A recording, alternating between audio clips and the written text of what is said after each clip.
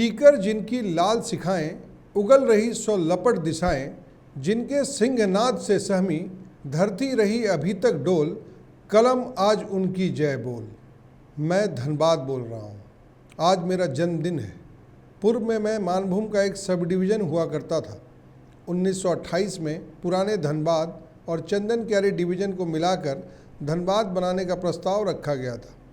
24 अक्टूबर 1956 को राज्य पुनर्निर्माण आयोग के नोटिफिकेशन से मैं अस्तित्व में आ गया। पहले मेरा नाम धनबाइद हुआ करता था। ICS अधिकारी मिस्टर लूबी की पहल पर आधिकारिक रूप से मेरा नाम धनबाद रखा गया। धनबाद यानी धन से आबाद, प्राकृतिक संपदाओं से परिपूर्ण, कोयले की खानों के लिए मैं पूरे देश में मशहूर हूँ। देश की कोयला राजधानी होने का गर्व भी हमें ही है। आज मैं 65 वर्ष की हो गई हूँ। शुरुआती दौर में बैंक मोड़ ही मेरा मुख्य बाजार हुआ करता था। इक्का दुक्का दुकानें ही थीं जिससे मेरे शहरवासी खरीदारी करने आते थे। आज मैं जवान हो चुका हूँ। मेरी भुजाओं का विस्तार जारी है।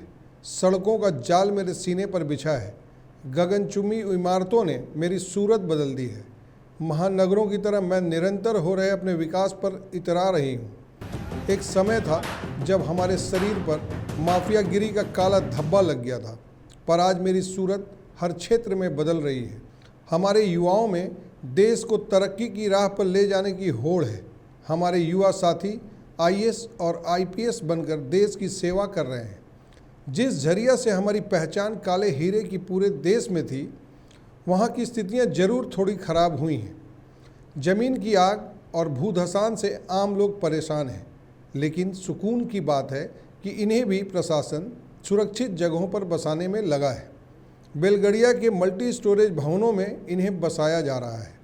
आज झरिया की धरती से भी हमारे कई युवा साथी सरकारी नौकरियों में बड़े बड़े पदों पर आसीन हैं। भूमिगत आग के बाद भी हमारे कोलकर्मी विषम परिस्थितियों में भी कोयला का उत्पादन करने में दिन भर लगे रहते हैं। देश की अर्थव्यवस्था को मजबूत करने में हमारे कोयला मजदूर अपनी जान जोखिम में डालकर जी जान से लगे हैं। एक समय झरिया के बाद जिसने हमें सबसे ज़्यादा पूरे देश में शर्मसार किया था, वह क्षेत्र था वासेपुर। लेकिन यहाँ की सूरत भी अब पूरी तरह बदल चुकी है। जिस गैंग्स की गलियों में गोली और बारूद की गंध आती थी, आज वहाँ हर ओर खुशहाली का नज़ारा है। एक समय था जब युवाओं की टोली इन गैंगस्टरों की फौज में शामिल होने को ही अपनी शान समझती थी। आज इस गैंगस्टरों की हालत खराब हो चुकी है।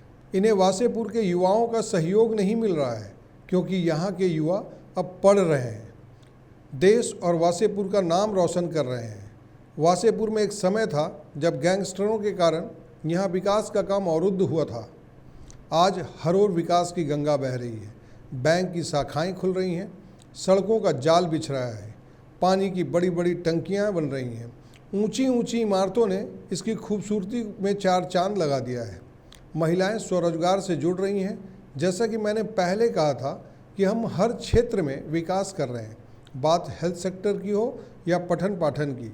हेल्थ के क्षेत्र में हमने काफ़ी विकास किया है। कई बड़े अस्पताल हमारी धरती पर बन गए हैं। नामी गिरामी चिकित्सकों की टोली यहाँ अपनी सेवाएं दे रही हैं। छोटी छोटी बीमारियों के कारण हमें शहर से बाहर जाना पड़ता था, पर आज हम अपने लोगों के इलाज के लिए खुद सक्षम हैं। वहीं पढ़ाई की बात करें तो आज हमारे ISM को IIT का दर्जा मिल चुका है। हमारी धरती पर यूनिवर्सिटी खुल चुकी है। युवाओं के जीवन स्तर को सुधारने के लिए निजी स्कूलों का जाल बिछ चुका है। हमारे पास पहले रोजगार के लिए कोयला की खदानें ही थीं, पर आज 65 वर्ष बाद रोजगार के अवसर बढ़े हैं। रियल एस्टेट कंपनियों के अलावा कई ऐसी कंपनियां हैं यहाँ जो हमारे युवाओं को रोजगार दे रही हैं। हमारे युवा खुशहाल हैं, उनके चेहरों पर मुस्कान है।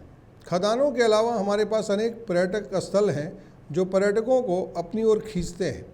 मैथन और पंचेत डैम, बिरसा मुंडा पार्क, तोपचाची झील, लिलोरी मंदिर, शक्ति मंदिर इनमें प्रमुख हैं।